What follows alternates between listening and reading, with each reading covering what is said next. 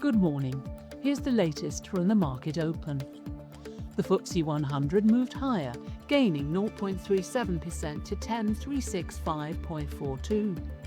In Europe, the CAC 40 fell 0.45% and the DAX lost 0.4% as investors monitored ongoing developments in US-Iran negotiations.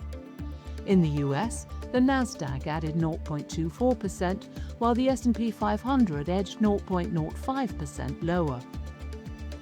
In company news, British American Tobacco lifted its outlook for its new category business as demand for vaping products and nicotine pouches continued to grow. Meanwhile, defense technology specialist Chemring reported lower first-half profits as expansion spending weighed on earnings despite higher sales.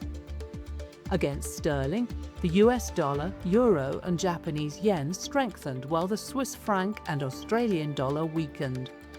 Bitcoin fell 2.23% against the pound. In commodities, copper and gold posted gains, Brent crude eased 1.42%, and natural gas moved modestly higher. That's your market open. I'm Fiona Craig. Have a great day.